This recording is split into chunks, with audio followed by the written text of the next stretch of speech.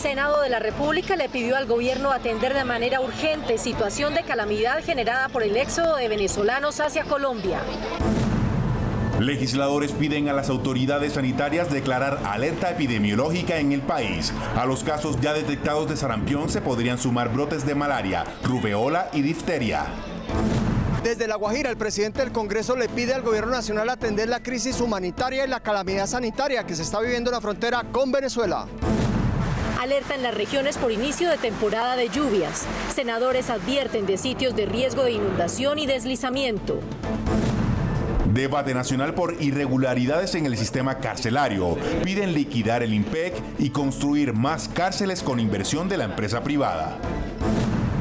Congreso estudiará petición del presidente Santos para crear Ministerio de Deporte. Discusión podría llevar mensaje de urgencia.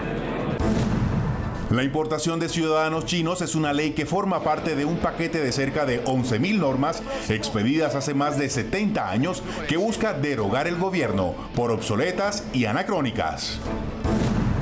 Congreso aprobó ley de honor para la Universidad Nacional y autoriza entrega de $500 millones durante los próximos 5 años. Solo falta la firma del presidente Santos.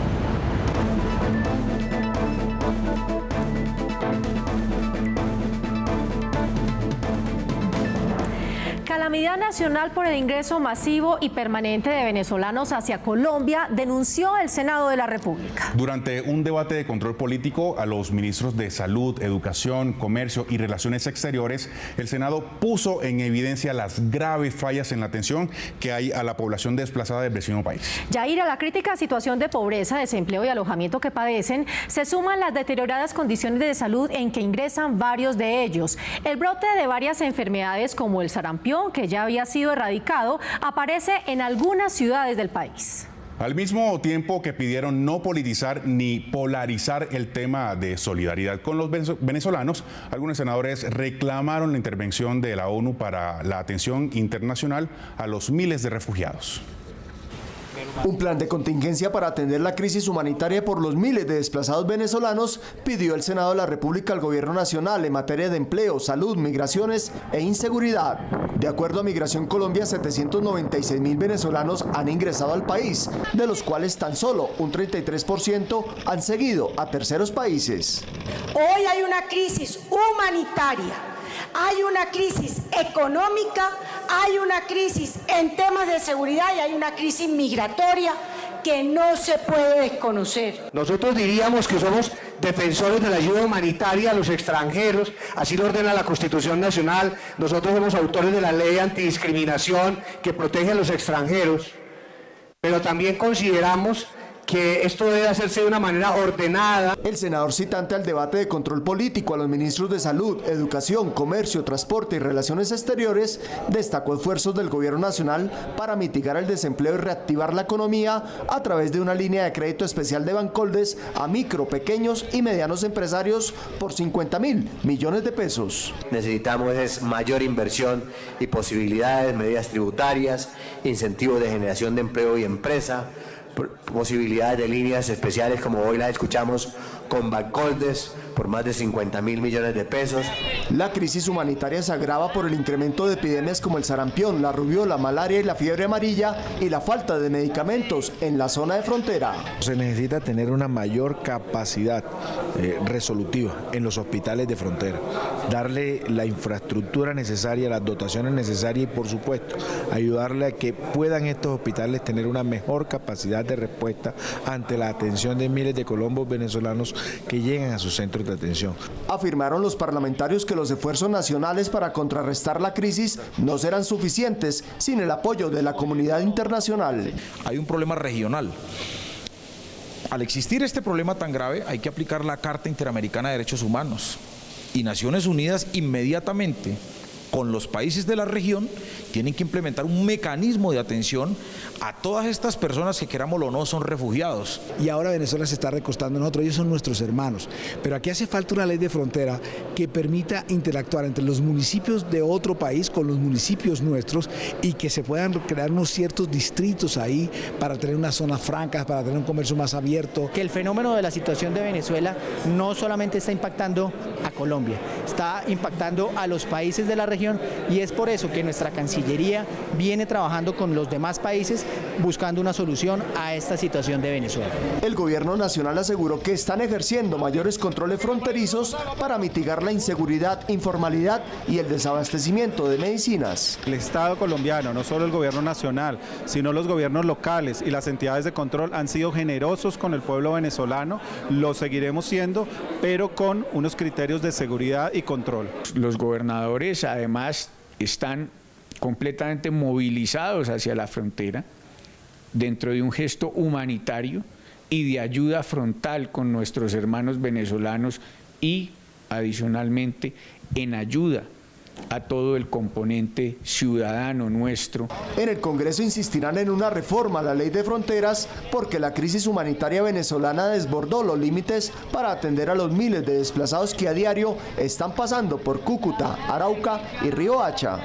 Y es que la confirmación de al menos 5 casos de sarampión durante las últimas 2 semanas encendieron las alertas en el país. Senadores le pidieron al gobierno declarar la alerta epidemiológica ante la eventual llegada de casos de rubeola, tuberculosis y difteria ya erradicadas en Colombia. Un peligroso pico epidemiológico que se estaría presentando en los municipios fronterizos con Venezuela fue advertido por el Senado de la República.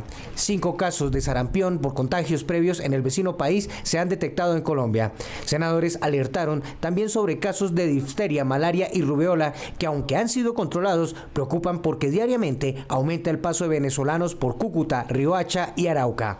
Venezuela está en una crisis mayúscula en el sector de la salud. Ha colapsado su sistema de salud.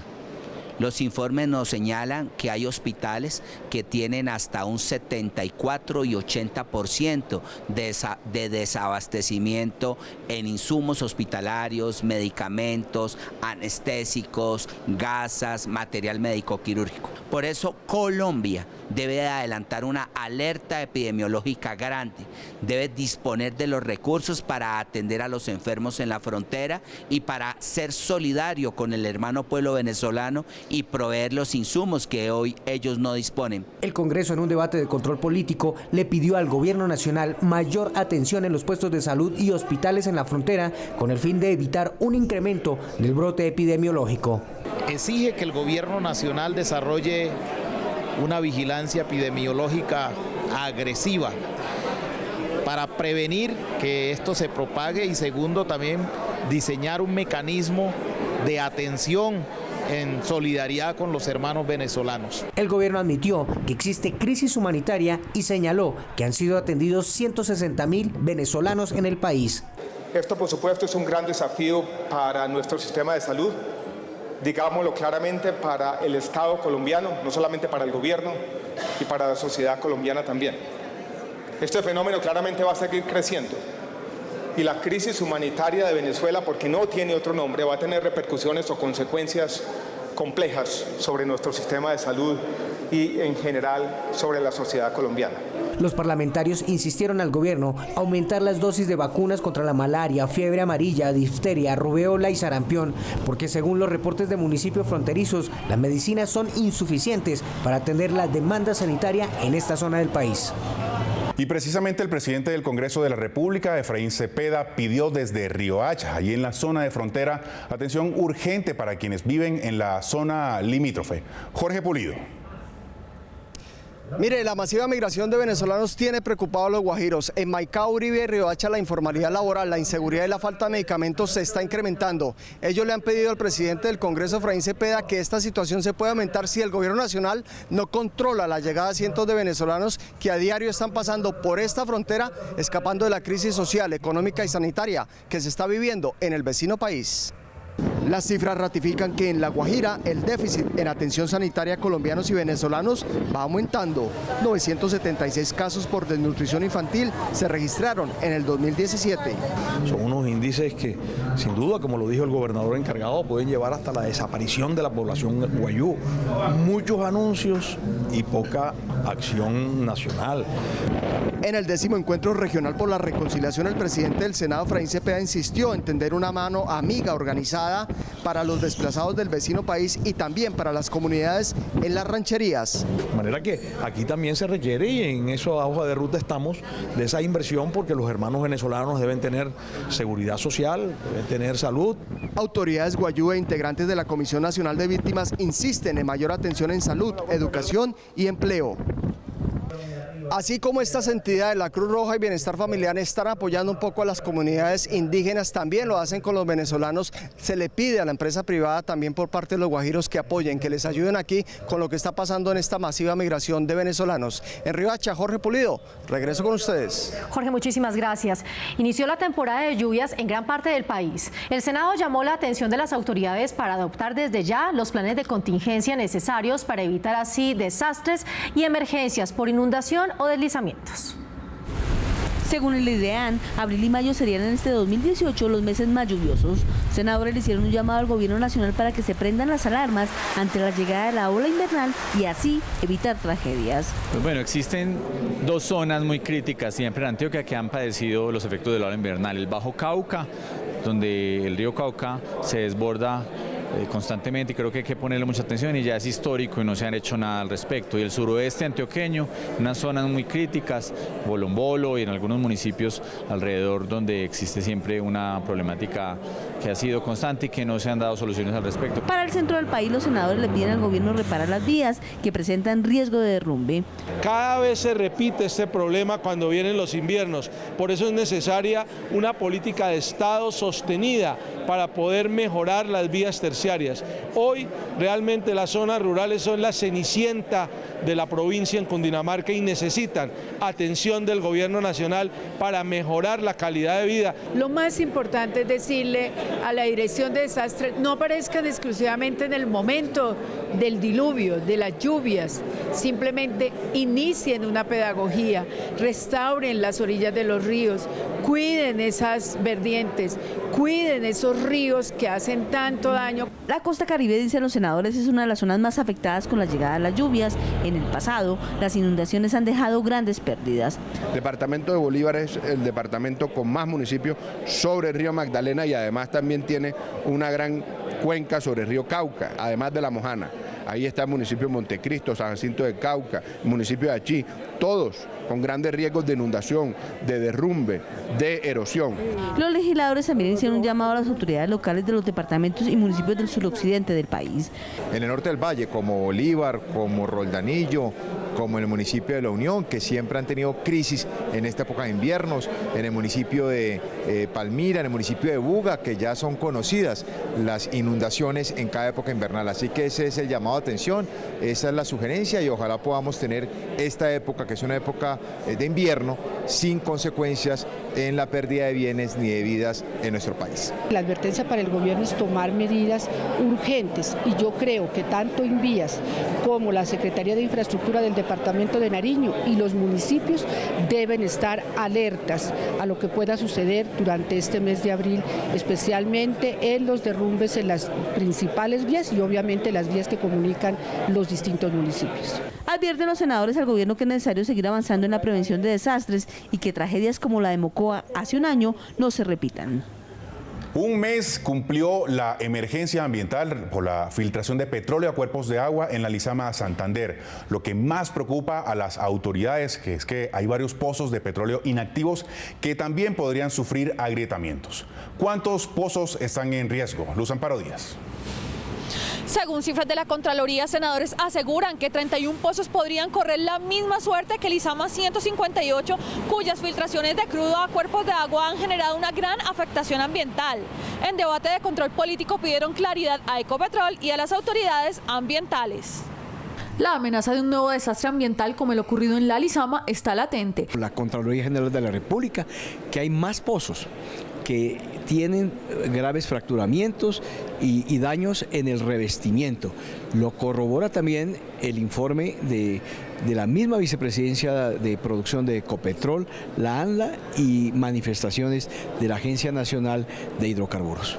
Un mes después de ocurrida la emergencia, las causas del agrietamiento del pozo no son claras. Como al lado de ese pozo queda el embalse de Hidrosogamoso, aguas subterráneas llegaron hasta el pozo y lo cargaron de presión.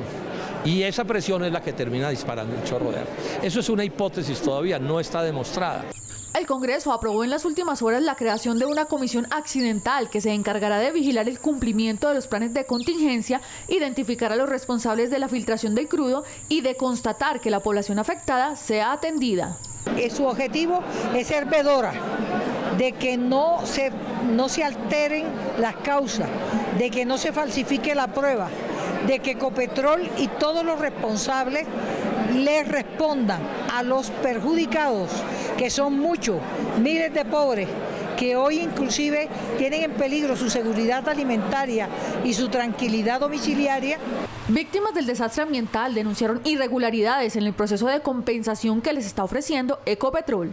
En cuanto al tema de salud, lo he repetido, solamente le toman la atención a las personas y la misma persona tiene que comprar su droga, su medicamento. Eso en cuanto al tema de salud. Aunque no se ha establecido la causa de la filtración, pobladores de diferentes zonas petroleras llegaron hasta el Congreso a expresar su rechazo a la práctica del fracking para la exploración de combustibles en el país. El Senado le dio 4 semanas de plazo a Ecopetrol para que presente resultados concretos frente a las causas que generaron la emergencia en Lizama 158. Gracias, Luz Amparo. Y miren esto, fuga de presos, fiestas con mujeres, guardianes y embriagados hacen parte de una serie de escándalos que tiene en graves aprietos al IMPEC. Senadores proponen liquidar esa entidad, construir más cárceles con recursos privados y que una empresa particular maneje la población carcelaria. Aseguran los senadores, la solución a la crisis penitenciaria y carcelaria debe ser estructural, a corto y mediano plazo. Uno de los primeros temas a tener en cuenta debe ser la liquidación del IMPEC. Y crear una nueva entidad que tenga realmente una guardia penitenciaria bien formada, donde haya una carrera administrativa sólida y donde estén bien remunerados los guardias penitenciarios, que están pésimamente remunerados, pero además con una escasez tremenda de pie de fuerza. No alcanza el personal que tienen para poder cubrir las cárceles, los patios y el número de internos que tienen que manejar. Según la Defensoría del Pueblo, la capacidad carcelaria de Colombia es de 78.300 reclusos, pero hoy hay 116.700, es decir, más de 38.000 presos hacinados. Ante esta situación, el senador José Odulio Gaviria propone modernizar los niveles de las cárceles y dejar que haya inversión privada. Tenemos un atraso infinito de siglos. Si no hay inversión privada en el sector, no vamos a solucionar el problema de la oferta de sistema carcelario que hoy no lo tenemos. Y aunque el hacinamiento hace parte de la problemática carcelaria, asegura el senador Antonio Navarro, no por ello se debe dejar a quienes delinquen a su libre albedrío. Hay que ampliar la capacidad carcelaria porque está pasando una cosa muy grave. Dice la ley que quien reincide en el delito debe ir preso. Y aquí ya muchos reincidentes los cogemos, no hay truco en las cárceles, los soltamos. El mensaje que estamos enviando es que se puede delinquir sin pagar ninguna pena porque no hay trupos en las cárceles. Así que lo que hay que hacer es aumentar los espacios y los trupos en las cárceles para que los reincidentes vayan presos y no delinquen a sus anchas. Senadores aseguran además que es necesario avanzar en el tema de prevención. En promedio, un interno cuesta al año 13 millones de pesos, es decir, el doble de un estudiante universitario. El próximo 9 de abril se conmemora el Día Nacional de las Víctimas. El Congreso realizará ese día una sesión especial durante la cual el presidente del Congreso de la República, Efraín Cepeda, radicará el proyecto de ley que garantiza 16 curules para las víctimas del conflicto armado en la Cámara de Representantes. La iniciativa busca que solo quienes estén registrados en el Censo Nacional de Víctimas elijan a sus propios parlamentarios. Y también la próxima semana, el miércoles 11 de abril, la plenaria del Senado votará a las 3:30 de la tarde la proposición que busca llamar a los colombianos a participar en la consulta popular contra la corrupción. Lo que vamos a votar el próximo miércoles 11 de abril es el aval que la plenaria del Senado le da a la ciudadanía para que pueda ir a votar estos 7 mandatos anticorrupción. Yo confío en que la plenaria del Senado mandará esta señal de autorreforma, de que de la mano de la ciudadanía somos capaces de reformar la política, de eliminar esas malas prácticas y de permitirle a los ciudadanos que nos den mediante su voto un mandato popular a todos, no importa quién gane, no importa quién esté en la presidencia, que estas 7 normas se tengan que cumplir. El Senado de la República hizo una enérgica defensa a la libertad de prensa en Colombia al rechazar con contundencia las amenazas al caricaturista Matador. La plenaria del Senado rechazó de manera unánime las agresiones contra la vida del caricaturista Julio César González, más conocido como Matador, quien decidió no publicar más sus creaciones en redes sociales debido a amenazas de muerte. Senadores de diferentes bancadas defendieron la libertad de prensa. De donde provengan las amenazas hay que rechazarlas y hay que pedir protección para Matador. Eso es supremamente grave, esta amenaza de muerte no solamente atenta contra lo poco democracia que queda en este país, sino que también es un atentado contra los medios de comunicación y especialmente contra Matador. Pidieron a las autoridades garantizar la vida del caricaturista e identificar y judicializar a los responsables. Me solidarizo con este importante personaje que en la caricatura expresa el sentimiento popular. Tenemos que proteger la libertad de expresión en Colombia y entender que esa polarización dañina en Colombia termina siempre en este tipo de actos abusivos cuando no violentos. El Centro Democrático desautorizó a quienes utilizan el nombre del partido para cometer todo tipo de amenazas e intimidaciones. Que si alguien seguidor del Centro Democrático amenazó a Julio César González Matador, esa persona está totalmente desautorizada. El Centro Democrático no acepta seguidores que apelen a la violencia o a la intimidación. La Fundación para la Libertad de Prensa reveló que en 2017 se registraron 310 agresiones que afectaron a 386 periodistas, lo que equivale a un incremento del 43% frente a las cifras del año 2016. Se abrió la posibilidad de crear en Colombia el Ministerio del Deporte. El presidente Juan Manuel Santos radicó personalmente el proyecto de ley en el Congreso de la República. Para el presidente del Senado, elevar a categoría de Ministerio de la República a Coldeportes es sacar adelante la juventud colombiana y una deuda del Estado con los deportistas. Por eso, desde la presidencia de la corporación, se le sugirió al Gobierno Nacional que esta iniciativa fuera con mensaje de urgencia. Masificar el deporte es ayudar también a combatir la drogadicción, combatir las bandas barriales, porque los muchachos están más ocupados en el deporte, que además genera futuro. A los honorables congresistas, tanto Cámara como Senado, que por favor respalden y apoyen el deporte es paz, es unión, y yo creo que bajo todo punto de vista es bueno para nuestro país. Al ser convertido en ministerio, desde esta nueva cartera se podrán elevar políticas públicas frente al deporte y los deportistas y presentar proyectos de ley que favorezcan a la comunidad. Para darle todavía más importancia al deporte, porque, repito, esto es algo que para cualquier sociedad, como lo decía Mandela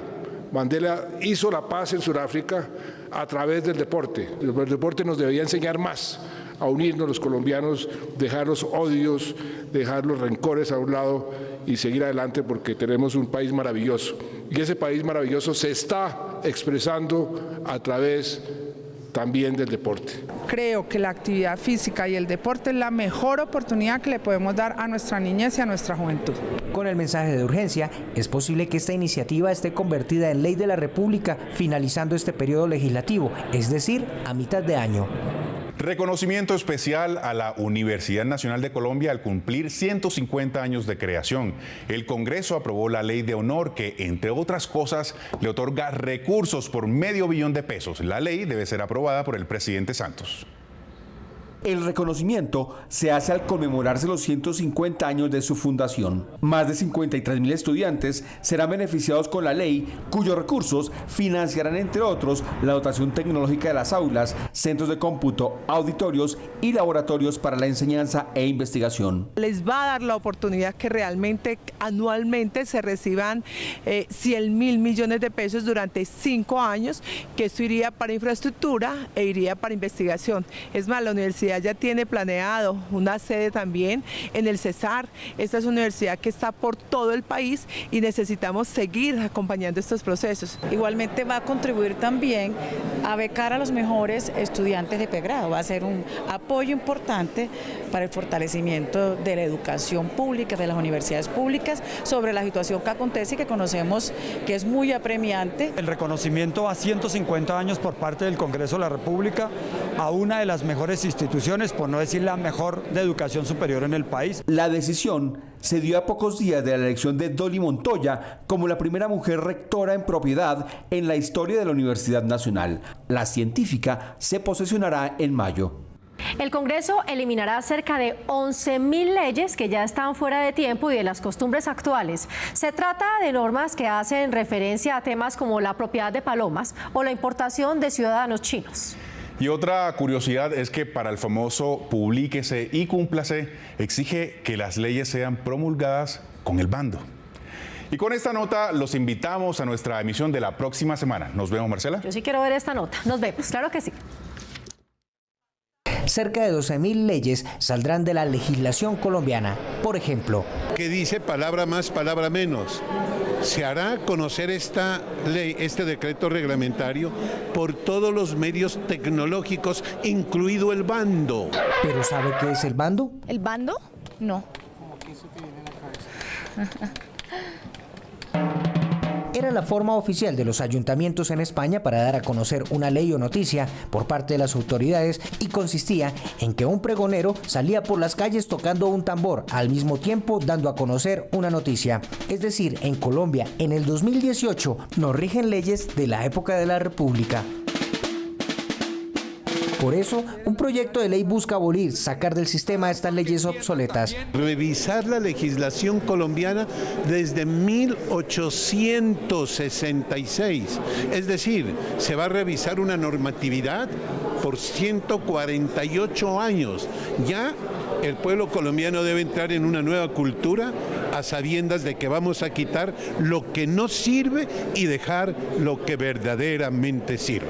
Hacer esto es modernizar el Estado, pero ante todo, garantizar su defensa jurídica. Tenemos unas normas que están vigentes y que son adecuadas a los momentos en que vive Colombia y no que pertenezcan al pretérito que ya no existe y que las normas tienen que responder a la realidad actual y no quedarse atrás, porque el derecho también tiene que ser un jalonador del progreso y del desarrollo. El proyecto, que ya inició el trámite legislativo, entre otras, además busca sacar de circulación leyes obsoletas y anacrónicas como la importación de ciudadanos chinos.